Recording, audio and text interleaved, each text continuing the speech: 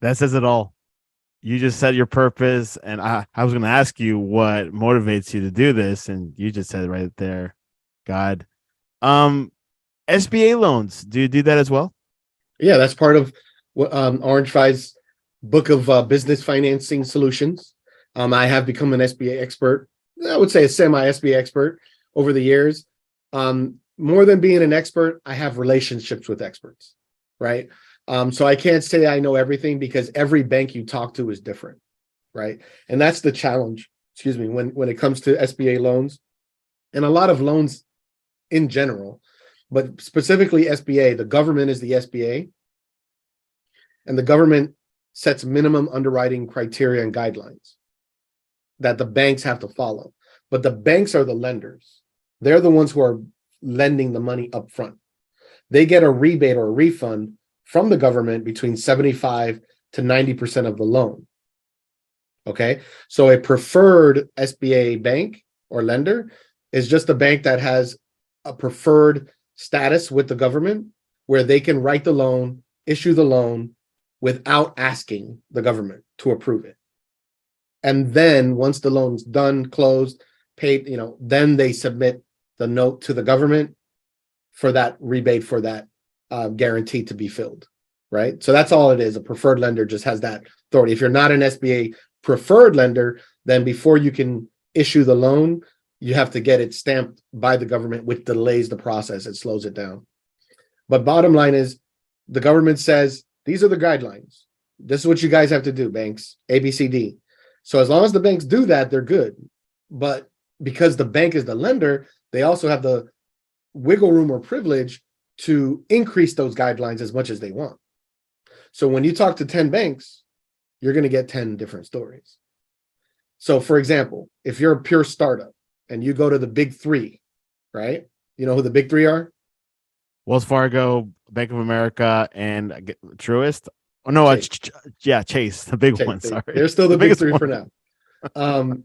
They're not even entertaining startups. They're simply going to tell you, sorry, come back in 2 years. Right? But unfortunately, the way the banks say that is you're not approved or qualified for SBA. This is how I've heard it said. This is what people tell me. Versus saying, well, you're not qualified for SBA with our bank.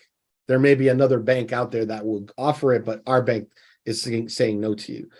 And so why that matters is because now as a consumer entrepreneur getting told I'm not qualified for SBA, I give up.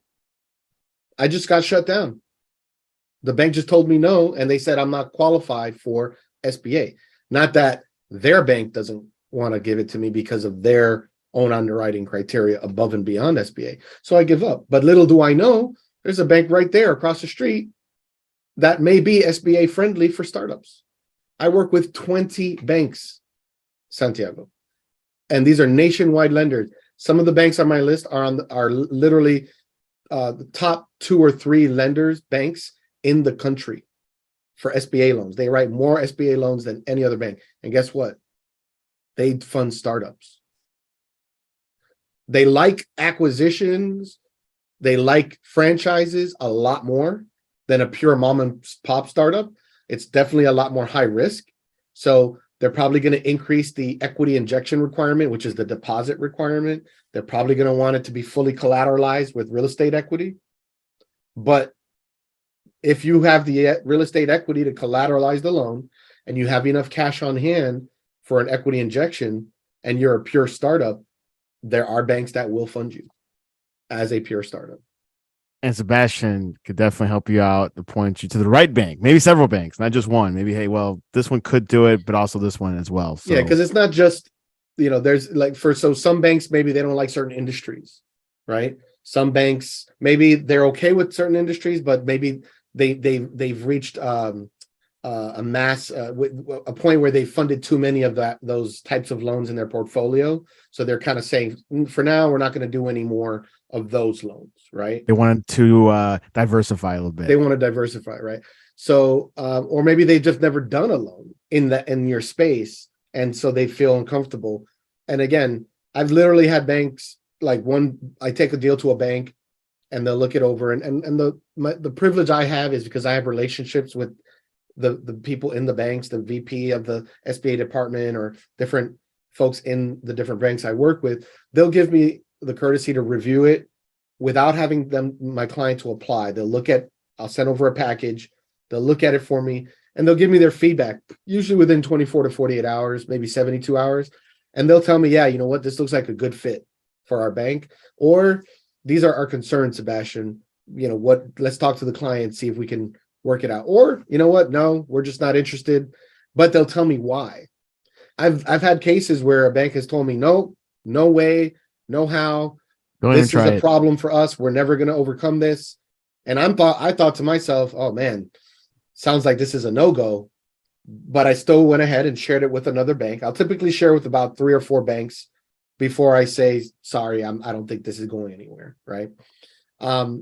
Second bank looked at the same loan, and I told the second bank right away, this is the problem that bank A had. They said they didn't like this, whatever that was, right?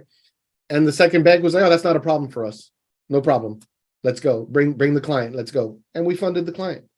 So that's the problem with these loans, is that, yeah, there are minimum guidelines. You can go to SBA.gov and read up all the requirements there. But for example, they say like the minimum credit score is 620. That's what the government says. I don't know any bank that's doing 620 loans. I'm sorry. I haven't seen a bank do anything for anyone with less than a 680 credit score, right? That's just what it is, right? I don't make up the rules. I just have learned what they are, and I help my client to navigate that treacherous water.